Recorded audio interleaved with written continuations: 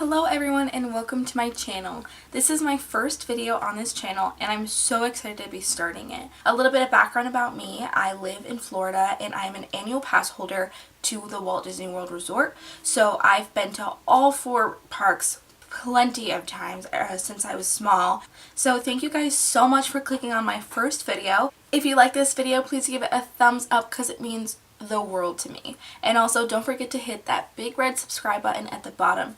And I guess that would be it. So let's get into today's video. As you read by the title, today's video is going to be my top 3 favorite places to eat in every Disney park in Orlando. I have my big list of places and things, just little notes and prices, stuff like that.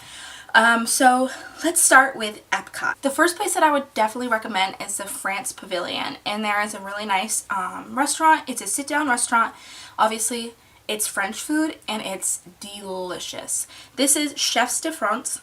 It's $2 in the world of Disney. So each restaurant quickly is rated by $1 to $5, 1 being the least expensive and 5 obviously being the most expensive. So I tend to stay in the 1, 2 and very rarely go to the $3 range or $3 range. But anyway, Chefs de France is $2, so it's really not that bad. If you have a big family, it can be kind of expensive.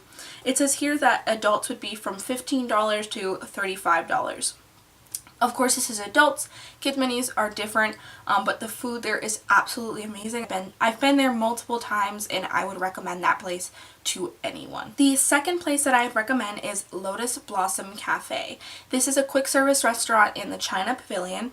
It's so delicious if you love Chinese food. They have quick things like dumplings, egg rolls, chicken lo mein, fried rice, like stuff like that that you would get like at your basic Chinese restaurant, but it's really top quality and super good. Finally, the last place in Epcot is the Garden Grill. This is $3 and it's the only $3 in this whole video, but that's because it's a character dining. This one you can meet I think it's Chip and Dale, Goofy, and Mickey.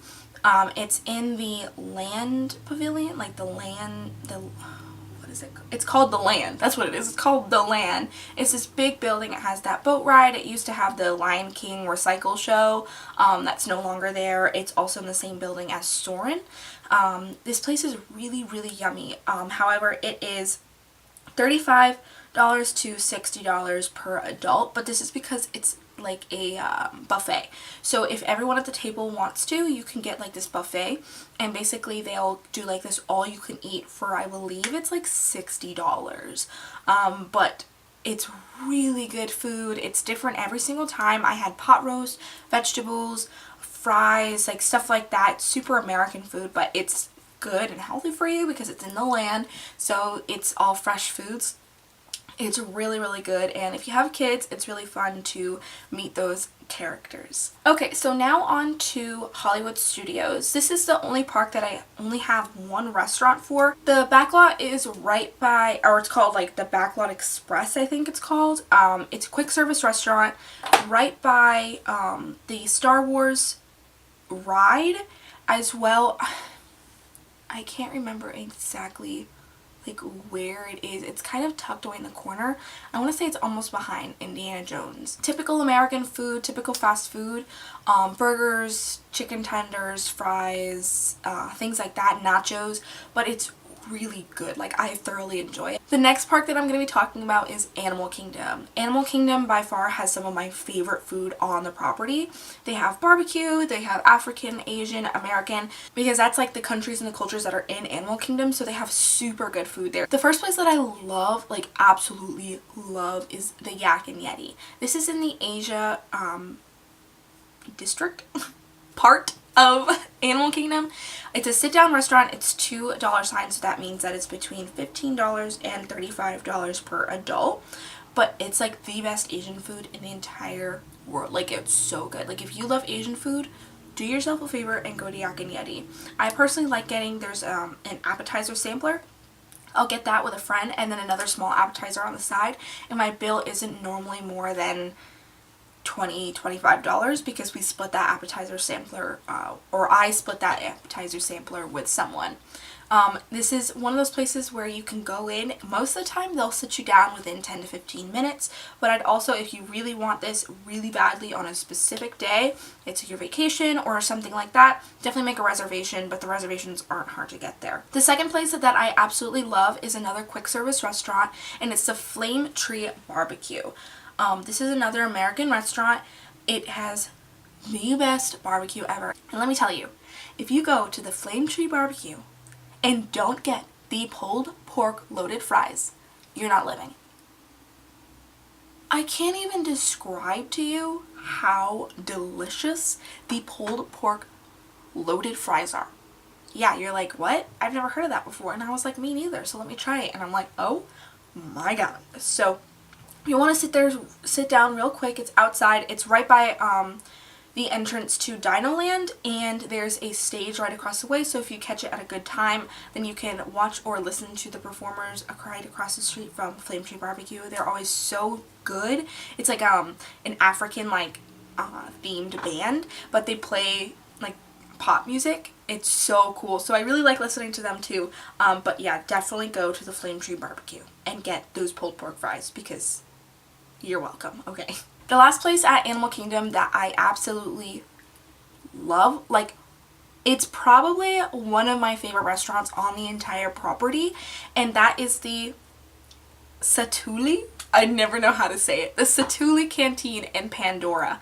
Pandora is a new expansion in Animal Kingdom that just came about a couple years ago, and it came with a quick service restaurant, and it's amazing. They've expanded their menu a little bit. They have basically the main thing that you can get at the Satuli Canteen is the it's like you build your own bowl, kind of like, it's almost like Chipotle, but it's not Mexican. It's labeled as American, but it's not like regular food, like it's from Pandora, and I think it comes to like $14, and it's giant, like it's big food. Finally, last but not least, is Magic Kingdom. Magic Kingdom has so many food options. It's overwhelming. The first place that I want to talk about is Pico's Bill. It's a super long name, but on the sign it's just Pico's Bill. It's a quick service restaurant, and it's Mexican. It's Mexican food. It has fajitas, tacos, quesadillas, nachos, like so delicious. Their chicken, their chicken is amazing. I'm like, teach me how to cook your chicken, because I want it for my house. The only thing is Pico's Bill can get super busy during like lunchtime. So if you want to eat a little bit before lunch or like an hour or two after lunch, which would be around 2 or 3, then definitely head over there. But most of the time, if you really scour and hunt, you can look for a table. The next place at Magic Kingdom is the Pinocchio Village House. This is like by far one of my favorite places ever. Again, it's labeled as American, but it's more Italian because they have pizzas, chicken parmesan, things like that. It's super delicious.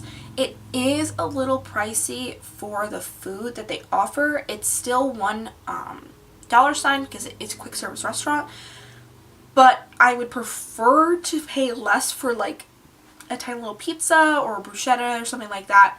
But it's super, super yummy. One of the coolest things about this place is that it's connected to It's a Small World, and there's this giant picture window that you can see everyone waiting in line, but you can also see the guests in the boat, like going into It's a Small World.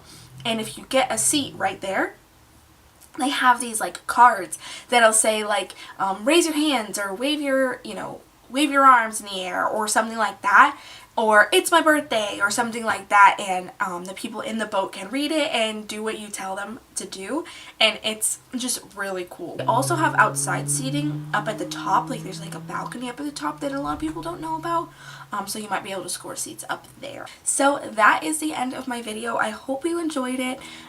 It might be a little bit long, but I tried to keep each explanation as brief as possible, but I'm a little chatty Cathy, so that's hard for me. Thank you guys so much for watching and sticking to the end. My god, like who does that anymore? And also leave me comments down below on what you'd like to see.